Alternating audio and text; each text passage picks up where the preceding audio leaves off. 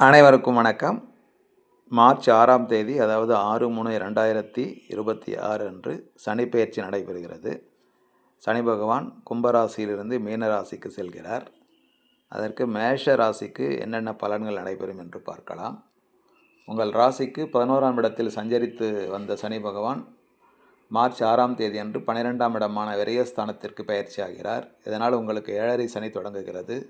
சனி பகவான் அடுத்த 2.5 ஆண்டு காலம் விரயஸ்தானத்தில் தான் சஞ்சரிப்பார். அதன் பிறகு ஜன்ம சனி 2.5 வருடம், குடும்ப சனி 2.5 வருடம் நடைபெறும்.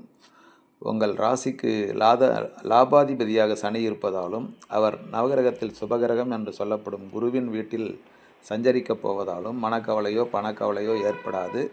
விரயங்களை தவிர்க்க சுப செலவுகளை மேற்கொள்வதோடு தன்னம்பிக்கையையும் தைரியத்தையும் வளர்த்து கொண்டால் இந்த சனிப்பெயர்ச்சி உங்களுக்கு இனிய பயிற்சியாக அமையும். மார்ச் 6ஆம் தேதி முதல் உங்களுக்கு 7.5 சனியில் விரய சனி தொடங்குகிறது. இது உங்களுக்கு முதல் சுற்றாகவோ 3வது சுற்றாகவோ இருந்தால் தொல்லைகளும் பண வரவில் தாமதமும் மன வருத்தமும் ஏற்படலாம். 2வது சுற்றாக இருந்தால் இனிய பலன்கள் கிடைக்கும். உங்கள் சுய ஜாதகத்தை ஆராய்ந்து முழுமையான பலன்களை துல்லியமாக அறிந்து கொள்ளுங்கள். பொதுவாக விரயச்சனை காலத்தில் அமைதியாக செயல்படுவது நல்லது. யாரையும் பகைத்து கொள்ள வேண்டாம். தெளிவற்ற மனத்துடன் செயல்படும் சூழ்நிலை ஏற்படும். உங்கள் ராசிக்கு 9, 12 ஆகிய இடங்களுக்கு அதிபதியான குரு சாரத்தில் சனி பகவான் சஞ்சரிக்கும் பொழுது தந்தை வழி ஆதரவு திருப்தி தரும். இதுவரை மற்ற சகோதரர்களிடம் பாசம் காட்டிய பெற்றோர் இப்பொழுது உங்கள் மீதும் அன்பு செலுத்துவார்கள். தொழில் வளர்ச்சி சீராக இருக்கும். உத்தியோகத்தில் கடல் கடந்து செல்லும் முயற்சி கைகூடும். புதிய தொழில் தொடங்க நினைத்தவர்களுக்கு வெளிநாட்டில் உள்ள நண்பர்களின் ஆதரவு கிடைக்கும். வாகன பழுதுகளை முன்னிட்டு புதிய வாகனங்களை வாங்கும் வாய்ப்பும் உண்டு. வீடு மாற்றம், இடமாற்றம் கைகூடும். இந்த பலன்கள் எப்பொழுது நடைபெறும் என்றால் மார்ச் 6ஆம் தேதி முதல் ஏப்ரல் 1 தேதி வரை இந்த பலன்கள் நடைபெறும். அடுத்ததாக உத்திரட்டாதி நட்சத்திர காலில் சுயசாரத்தில் இருக்கும் பொழுது, அதாவது ஏப்ரல் 2ஆம் தேதி முதல் மார்ச் 19, 2027 வரை இருக்கும் காலத்தில் என்ன பலன்கள் நடைபெறும் என்று பார்க்கலாம். புதிய தொழில் தொடங்குவது பற்றி சிந்திப்பீர்கள். அதற்கான மூலதனம் எளிதில் கிடைக்கும். அரசு வேலைக்கு விண்ணப்பித்தவர்களுக்கு அது கைகூடும். கூட்டு தொழில் செய்வோர் அதிலிருந்து விடுபட்டு தனித்து இயங்கும் முயற்சியில் ஆர்வம் காட்டுவார்கள். வரும் முன்னேற்றத்தை உறவினர்களிடமோ நண்பர்களிடமோ சொல்ல வேண்டாம், பகிர்ந்து கொள்ள வேண்டாம். உத்தியோகத்தில் திருப்தியற்ற சூழ்நிலையே நிலவும். எனவே விருப்ப ஓய்வில் வெளிவந்து சுய தொழில் தொடங்கலாமா என்று சிந்திப்பார்கள். தொழில் பங்குதாரர்கள் விலகுவதாக சொல்லி அச்சுறுத்துவார்கள். ஆகவே கொஞ்சம் ஜாக்கிரதையாக இருக்க வேண்டிய காலமாகும். அடுத்ததாக ரேவதி நட்சத்திர காலில், அதாவது புதன் சாரத்தில் இருக்கும் காலம் அடுத்த ஆண்டு மார்ச் 20 முதல் 2028ஆம் ஆண்டு ஏப்ரல் 23 வரை. அந்த காலகட்டத்தில் உடன் பிறந்தவர்களால் நன்மை உண்டு. உங்களோடு பகை பாராட்டி விலகி இருந்த சகோதரர்கள் நட்பாகும் சூழ்நிலை உண்டு. தைரியத்தோடு ஒரு சில காரியங்களை செய்து சாதனை படைப்பீர்கள். கடித போக்குவரத்து மூலம் ஆதாயம் தரும் தகவல் கிடைக்கும். இடம் மாறலாமா, வீடு மாறலாமா என்ற எண்ணம் தோன்றும். ஆரோக்கிய குறைபாடுகளை சீர் செய்ய மாற்று மருத்துவத்தை நாடலாமா என்றும் சிந்திப்பீர்கள். பணி மாறுதலுக்கு செய்த ஏற்பாடுகள் பலன் தரும். உத்தியோகத்தில் உயர் அதிகாரிகள் உங்கள் எண்ணங்களை பூர்த்தி செய்ய முன்வருவார்கள். தொழில் செய்யும் இடத்தை சொந்த கட்டிடத்திற்கு மாற்ற எடுத்த முயற்சியும் கைகூடும். கடன் சுமை குறைய புதிய யுக்திகளை கையாளுவீர்கள். அதேபோல் குரு பெயர்ச்சி காலம், அதாவது மீன ராசியில் சனி பகவான் சஞ்சரிக்கும் காலத்தில் 3 முறை குரு பெயர்ச்சி நடக்க இருக்கிறது. 2026 மே மாதம் கடகராசிக்கு குரு செல்கிறார். அப்பொழுது அவரது பார்வை பலனால் இழப்புகளை ஈடு செய்ய புதிய வாய்ப்புகள் கிடைக்கும். 2027 ஜூன் மாதம் சிம்ம ராசிக்கு குரு செல்லும் போது அதன் பார்வை பலத்தால் ஆரோக்கியம் சீராக்கி ஆனந்தப்படுத்தும். அதேபோல் 2027 நவம்பர் மாதம் கன்னி ராசிக்கு குரு பகவான் செல்லும் பொழுது குடும்பத்தில் மங்கள ஓசை கேட்கும் வாய்ப்பு உண்டு. அதாவது சுப நிகழ்ச்சிகள் நடைபெறும்.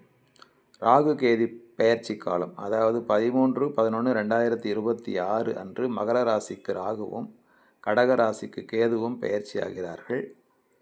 தொழில் ஸ்தானத்தில் ராகு சஞ்சரிக்கப் போவதால் தொழில் வளம் சிறப்பாக இருக்கும். புதிய தொழில் தொடங்கும் முயற்சி கைகூடும். 4ஆம் இடத்தில் கேது சஞ்சரிப்பதால் ஆரோக்கிய தொல்லையும் அதனால் மருத்துவ செலவும் ஏற்படும்.